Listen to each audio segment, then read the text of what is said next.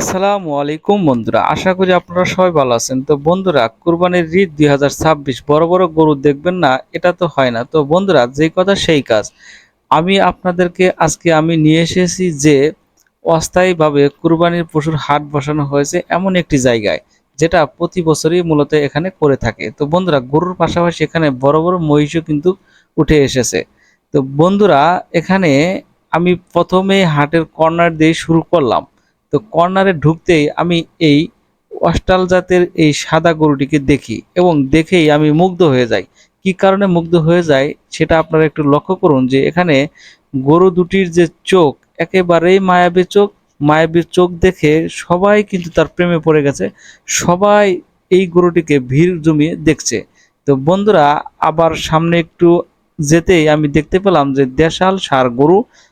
আবার এই দেশাল ষাঁড় গরুটার মোটামুটি সাইজ রয়েছে একটু ছোট মাঝারির ভিতরে।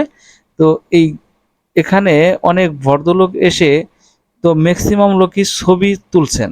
তো বন্ধুরা, সামনে এই নাল টকটকে একটি ষাঁড়, এটা এই হাটের সবচাইতে সেরা বড় গরু হিসেবে বিবেচিত এবং আমরা চোখের সামনে যা দেখতে পাচ্ছি এটি হচ্ছে সবচাইতে বড় ষাঁড় গরু। তো এই ষাঁড় গরুটি, সবাই কিন্তু ষাঁড় গরুটিকে নিয়ে রিলস বানাচ্ছে, ভিডিও বানাচ্ছে, সবাই তার সাথে সেলফি তুলছে, কিন্তু কেউ দাম দর করছে না। অর্থাৎ এখানে এই গরুটিকে নিতে হলে বড় একটি পার্টি লাগবে। আর এখানে সারি সারিভাবে অস্টাল জাতের যে মাঝারি আকারের ষাঁড়গুলা রয়েছে, সে ষাঁড়গুলাকে এখানে বেঁধে রেখেছে এবং এই ষাঁড়গুলার ক্রেতা একটু বেশি। কারণ আপনারা সবাই জানেন যে দেশি গরুর তুলনায় অস্টাল জাতের যে ষাঁড়গুলো আছে এগুলা তুলনামূলকভাবে একটু দাম কম থাকে এবং এর চাহিদা মোটামুটি আছে, যেহেতু তুলনামূলকভাবে দাম কম থাকে। আর এপাশে আছে আপনার একেবারে খাঁটি দেশাল। আর এখানে একেবারে দেশাল গরু কালো কুচকুচে কালার। ও, দেখতেই কতটা সুন্দর লাগছে, তাই না? তো আমরা আল্লাহর কাছে দোয়া করব যে প্রত্যেকটি লোকের কুরবানি যেন আল্লাহ তাআলা কবুল করে নেন। এবং বিশেষ করে আপনারা এই কুরবানির পশু কেনার সময় অবশ্যই কুরবানির পশুটির বয়স হয়েছে কিনা, দাঁত উঠেছে কিনা এবং কোনো খুঁত আছে কিনা বা গরুটি সুস্থ কিনা, এসব দেখেই কিন্তু আপনাকে কুরবানির পশু ক্রয় করা সবচেয়ে উত্তম। তো বন্ধুরা, এখানে দেশাল গরুর ভিতরে যে লাল টকটকে যে গরুগুলা একেবারে কালারফুল, সেই কালারফুলের গরু একেবারে দেশাল গরু আপনারা দেখতে পাচ্ছেন। তো এই গরুগুলাও মোটামুটি ধরনের হাই প্রাইজের চলছে, কারণ আপনারা জানেন যে কুরবানির পশুর লাল কালারের পশুগুলা সবচাইতে চাহিদা বেশি থাকে এবং এগুলার চাহিদা অনুযায়ী এগুলার দামও কিন্তু সেই লেভেলের হয়ে থাকে। তো বন্ধুরা, এই গরুগুলা একেবারে দেশাল খাঁটি এবং কালারও টকটকে এবং এই গরুগুলো হচ্ছে মাঝারি। আর কোরবানি পশুর হাটে মাঝারি গরুর দাম সবচাইতে হাই লেভেলের থাকে এবং কি এদের চাহিদা কারণে। তো এই মাঝারি গরুর চাহিদা সবচাইতে বেশি এবং এইগুলার দাম কিন্তু হাই প্রাইজের হয়ে থাকে। এগুলোর সাথে যদি আপনি বড় গরু তুলনা করেন তাহলে একটু মিলানো কঠিন হয়ে যাবে, কারণ মাঝারি গরুর চাহিদা বেশি। সে সে কারণে এখানে দামও কিন্তু সবচাইতে চড়া দামে কিনতে হয়।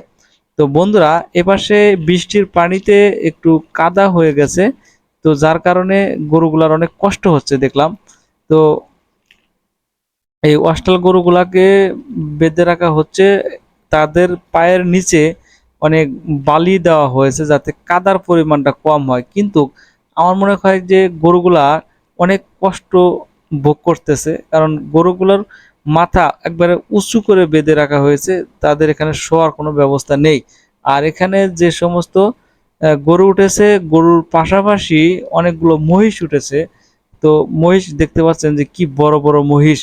তো বন্ধুরা, এখানে যারা মহিষ কুরবানি করেন তারা কিন্তু এখানে মহিষও নিতে পারবেন। এই হাটটি হচ্ছে কাশিমপুর এলাকার সারদাগঞ্জে। তো বন্ধুরা, এখানে হাটটি অস্থায়ীভাবে হলেও এখানে গরু, ছাগল, মহিষ যে পশুগুলো আমরা কোরবানি দিয়ে থাকি সব পশুই কিন্তু এখানে উঠেছে, শুধু উট দুম্বা বাদে। তো বন্ধুরা, মহিষগুলো দেখে আমার অনেক ভালো লাগলো যে আসলে মহিষগুলো খুব শান্তশিষ্ট, সেখানে রাখাল যাচ্ছে এবং কি ক্রেতারাও যাচ্ছে, মহিষকে ধাক্কা দিচ্ছে, এদিক নিচ্ছে ওদিক নিচ্ছে, কিন্তু মহিষ কিছু বলছে না। তো বাচ্চা পোলাপান যখন যাচ্ছে তো তখন কিন্তু তাকে ডিশ দেওয়ার চেষ্টা করছে। অবশ্যই বাচ্চা আহ, পোলাপান যদি আপনার থেকে থাকে তো বাজারে নিয়ে যান, তো খুব সাবধানে নিয়ে যাবেন, কারণ কুরবানির পশুর হাটে অনেক কিন্তু অ্যাক্সিডেন্ট ঘটে থাকে। তো বন্ধুরা, আমি পরিশেষে বলবো যে আসলে এই বড় বড় গরুগুলা মহিষগুলা দেখে আপনার কেমন লাগলো অবশ্যই কমেন্টসের মাধ্যমে জানাবেন, এবং চ্যানেলটির ভিডিও যদি ভালো লেগে থাকে তো অবশ্যই চ্যানেলে সাবস্ক্রাইব করে পাশেই থাকবেন। ধন্যবাদ সবাইকে। আসসালামু আলাইকুম।